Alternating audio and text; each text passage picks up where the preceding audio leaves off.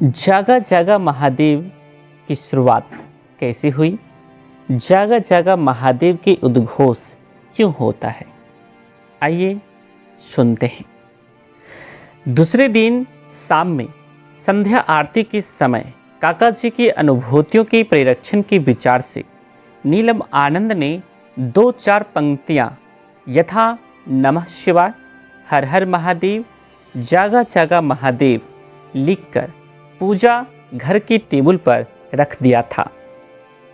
आज सुबह उठते ही प्रातः स्मरण के साथ ही उन पंक्तियों पर नजर पड़ी।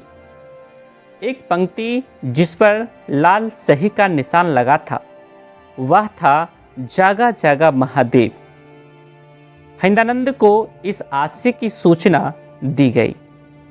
उन्होंने कहा, महादेव की यही इच्छा है और उसकी इच्छा में ही शक्ति है। हरि काका को जो इम्प्रेशन आया था लगता है वह अक्षरशः सही है। अब हम लोग जब भी किसी को शिव का शिष्य बनाएंगे तो इसकी सूचना जागा जागा महादेव के उद्घोष से शिव के यांत्रिक साम्राज्य को दिया करेंगे। अब चावल कभी कभार ही बिछता था। कुछ पूछने पर कोई संवाद नहीं रहता, केवल एक त्रिशूल का निशान बन जाता। मनुष्य के अहम भाव के क्षुद्र आवरण को भेद कर कभी ना कभी वह विश्व नियामक प्रकाश की छिन्न रेखा ही सही उस तक पहुंचा तो देती ही है। काका की अनुभूति की सम्यक समझ जो हिंदानंद एवं नीलम आनंद को हुई वही अक्षरों की परिधि में आई ताकि वो क्रिया रूप को प्राप्त हो सके। शाम की चर्चा में गुरु भाई बहन बैठे थे। कुछ नए लोग भी शिव को गुरु मानने आए। साहब ने सभी को कहा कि आज से शिव का शिष्य बनाने के बाद इसकी सूचना अंतरिक्ष को प्रेषित कर दी जाएगी। इस लोमहर्षक परिपाटी ने जो अभी आकर ही ले रही थी सभी को विस्मित कर दिया।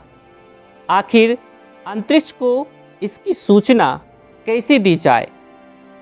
क्या वह परम चैतन्य शिव सोया हुआ है जो स्वयं में एक आलोकमय प्रकाश है? उसी प्रकाश की आवश्यकता है।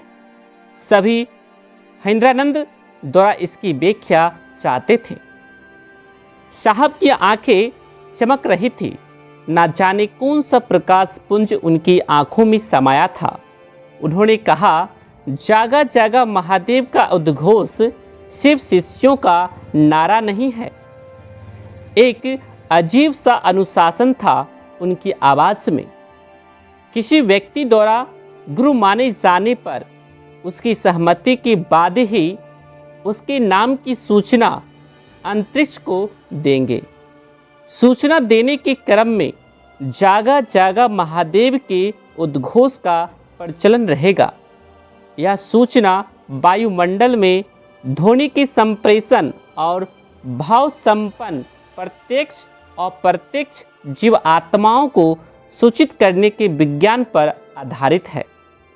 जागा जागा महादेव का यह अर्थ नहीं है कि वह दया निधान परम चैतन्यात्मा महादेव सोया हुआ है, बल्कि महागुरु महादेव के प्रति शिष्यों में जागृत एवं सजग स्थिति उत्पन्न हो, इसी उद्देश्य मात्र से घोषणा में जागा जागा महादेव के उद्घोष की परंपरा रहेगी।